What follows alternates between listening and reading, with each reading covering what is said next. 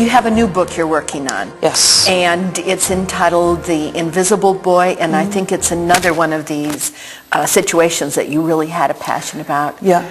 Yeah. So I think we have time for a short reading from that. Okay, which has nothing to do with the mystery, but it's this book is set in New York City, and so sort of Madeline is finally back in her spiritual homeland, living with a bunch of friends on West 16th Street, and there are a lot of party scenes in this book, which were fun to do. Okay. So let me just cancel the internet connection.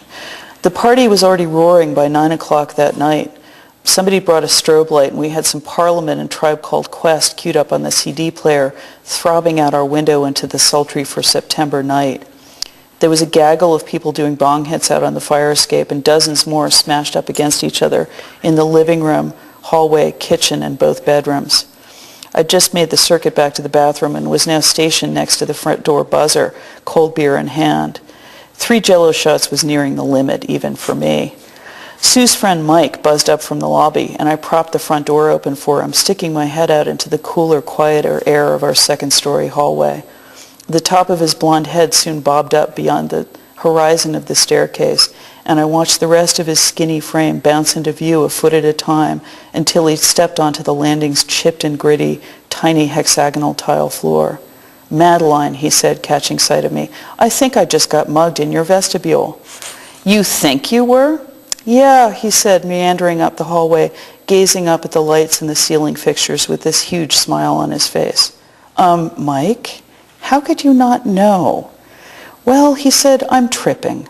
So, it's entirely possible that I just hallucinated the whole thing." "Do you still have your wallet?" I asked. He patted his jacket pockets, then checked his jeans fore and aft. "It's gone," he said, grinning even wider. "What a relief." "Dude, your pupils look like hubcaps," I said. "Hey, is that a beer?" He pointed at my red plastic cup. "Last time I checked." "Would you share some with me?" "Sure thing," I said, "but if you come inside, you can have one of your very own." "Wow, Madeline," he said, patting me on the shoulder. "I'm so glad I know you." I took his hand and led him gently inside the apartment. Stu was standing in the kitchen doorway, and the music was even louder. I leaned toward her, yelling, "Mike is tripping, and he just got mugged, and I think he needs help finding a beer," about a foot away from her ear. "I'll take care of it," she yelled back. Oops, I went past. "Try to keep him away from the Jell-O," I said as the living room speakers boomed out, Tribe Called Quest chanting, "Mr. Dinkins, will you please be my mayor? You'd be doing us a really big favor." Sue gave me a thumbs up and propelled Mike towards the living room.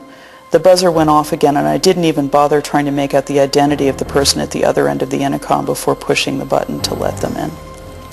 It's